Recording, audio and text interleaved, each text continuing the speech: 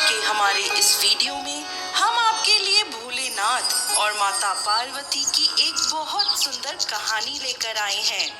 एक समय की बात है, भोलेनाथ कैलाश पर्वत पर अपने ध्यान में मग्न थे। तभी माता पार्वती ने देखा कि ध्यान मग्न भोलेनाथ मुस्कुरा रहे हैं। माता पार्वती से रहा नहीं गया।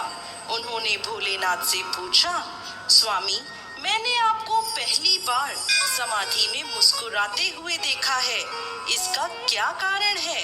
यह सुन भोलेनाथ बोले, पार्वती, आज मैंने अपने एक भक्त और उसकी पत्नी का संवाद सुना, जिसे सुनकर मुस्कुराए बिना मुझसे नहीं रहा गया। भोलेनाथ आगे बोले, हे पार्वती, मृत्यु लोक में मेरा एक परम भक्त ब्राह्मण है, जो मेरे मंदिर का पुजारी है और दिन रात मेरी सेवा पूजा में लगा रहता है और मंदिर के पीछे एक छोटी सी कुटिया में रहता है। उसकी पत्नी चाहती है कि वह मंदिर में आने वाली दान दक्षिणा के भरोसे ना रहकर कमाई करे और अपना घर बनाए।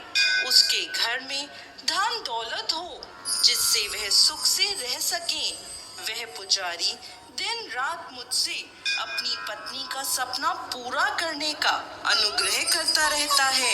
पुजारी से तंग आकर आज उसकी पत्नी ने उससे कहा कि जिन भोलेनाथ से तुम घर मांगते हो, उनके पास खुद घर नहीं है, वो कैलाश पर्वत पर रहते हैं, वो तुम्हें कहाँ से घर देंगे? यह सुनकर पार्वती जी को बड़ा आश्चर्य हुआ। वह बोली, स्वामी, यह सुनकर मुझे बहुत बुरा लगा। आप उसे एक सुख सुविधा से भरा घर दे दें। इस पर भोलेनाथ बोले, पार्वती, ये मेरे वश में नहीं है।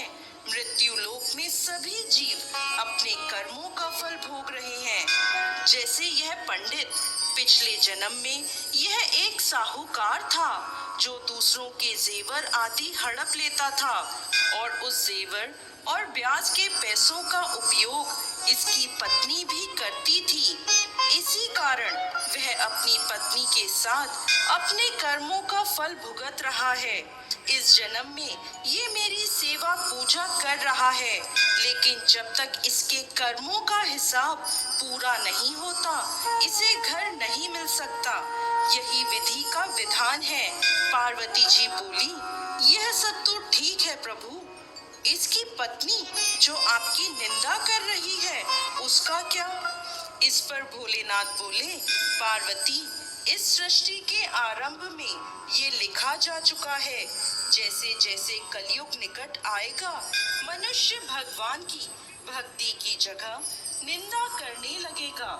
जो व्यक्ति इस कठिन समय में मेरी भक्ति करेगा, उसे मुक्ति प्राप्त होगी। तो दोस्तों, कैसी लगी आपको आज की हमारी ये कहानी? हमें कमेंट बॉक्स में लिखकर जरूर भेजिए। साथ ही साथ आपके अपने इस चैनल को सब्सक्राइब